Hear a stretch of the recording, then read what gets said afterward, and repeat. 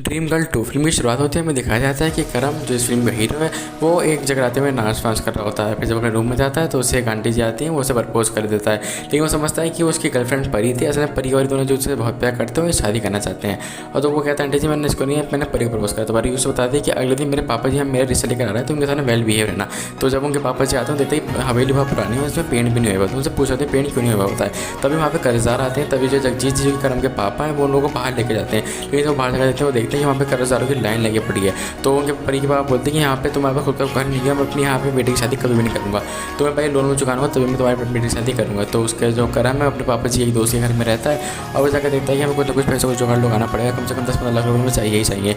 फिर इसके बाद वो जाकर देखता है कि एक क्लब में जो है एक बार डांसर पे बहुत खर्चा होता है, मतलब उस पर लोग बहुत सारे पैसे उड़ाते हैं। तो बस क्या था, फिर करम जाता है वो पूजा पहन जाता है, दोबारा से लेडी सूट पहन लेता है और वहाँ पर वो अपने दोस्त के इस्माइल के साथ से मिलता है जो कि उस बार का लीडर है, मतलब वहाँ का ओनर है। वो उसको उसको जॉब पर भी लेता है। फिर बाद थोड़ा पैसे इकट्ठे होने लगते हैं। फिर अगले में दिखाया जाता है कि इस्माइल जो है अपनी गर्लफ्रेंड सकीना से शादी करना चाहता है। तो उसके पापा ने उसको किडनैप करके रख लिया, बोला कि हम तेरी शादी कभी भी सकीना से नहीं करवाएंगे।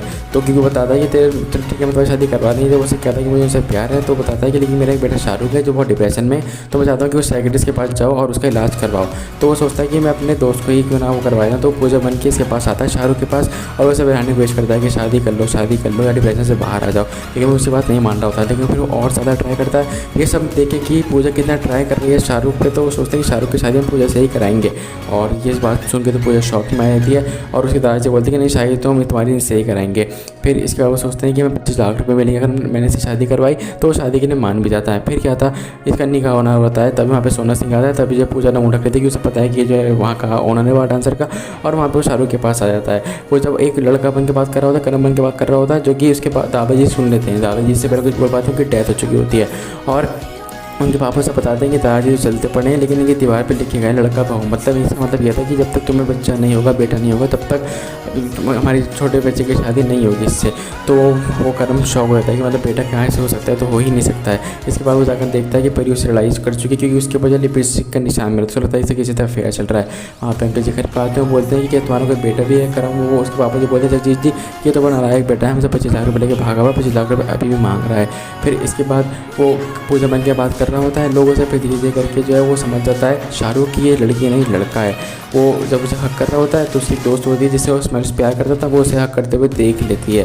फिर वो समझ जाती है कि मेरी इससे शादी में नहीं होगी और वो बहुत ज़्यादा परेशान हुए थे दोनों के दोनों दोस्त।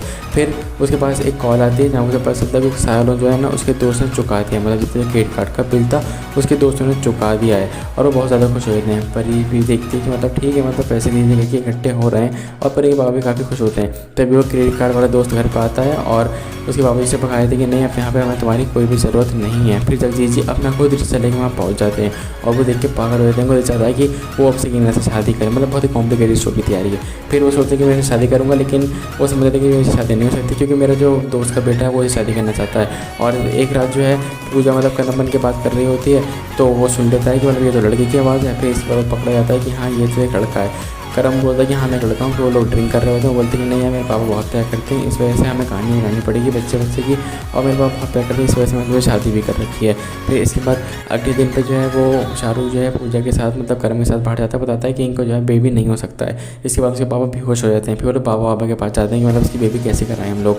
फिर शाहरुख बोलता है कि बेटा तो होने से तुम यहाँ पे शादी भी नहीं होगी तो तुम्हें चले जाना चाहिए और पैसे ले लेने चाहिए, जितनी तुम्हें पैसों की ज़रूरत है हम तुम्हें देंगे पैसे। फिर इसके बाद उसका जो क्लब ओनर बोलता है कि तुमने एक दिन की छुट्टी मांगी थी, अभी तक पूजा आई नहीं डांस करने के लिए, तो मेरा क्लब जब बंद होने वाला है सब बुलाओ। फिर इनकी चटनी बन जाती है, मतलब पूजा तक सुधर होने लगती है, कभी वो क्रम बनता है कभी पूजा बनता है। फिर एक दिन जब उनको बेबी होने की खुशी होती है तो वो सोचते हैं कि हमें एक रिचुअल दिखाना पड़ेगा, तो वो नदी में डुबकी लगवाते हैं। 2 डुबकी के बाद जो है पूजा गायब हो जाती है। अगले दिन माना जाता है कि वो मर चुकी है, उसका शोक मनाया जा रहा होता है। तभी वहाँ पे करम आया था। करम कहता है कि मेरी बहन को तुम ही लोगों ने मारा है, और उनके पापा ही बोल रहे हैं कि मेरी बहन ने मेरी बेटी को तुम ही लोगों ने मारा है। करम बहुत लड़ रहा होता है, लेकिन फिर सब समझ जाते हैं कि मतलब क्या सीन चल रहा है यहाँ पे। और करम बोलता है कि मैं यहाँ पर अपनी बहन की मौत का बदला लेना आया हूँ, लेकिन सोना सिंह बोलता है कि नहीं बहन की मौत की बदले की कोई जरूरत नहीं, चलो यहाँ से। फिर वो जाकर देखता है कि परी जो है किसी और लड़के से शादी कर रही है।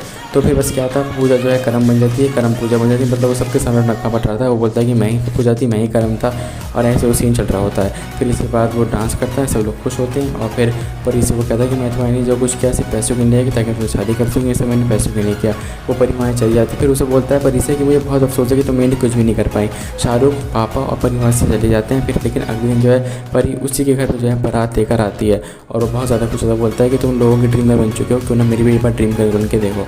फिर लोगों की शादी होती है और उसके बाद कहानी खत्म हो जाती है। आप लोग सोच रहे होंगे मतलब यार क्या था, बहुत ही कॉम्प्लिकेटेड स्टोरी थी, जिसे मैंने आपको थोड़ी कट पीट करके बताई, मतलब बहुत ही कॉम्प्लिकेटेड स्टोरी थी, ज़बरदस्ती की फिल्म थी, लेकिन हाँ मैंने आपको समझा दी है।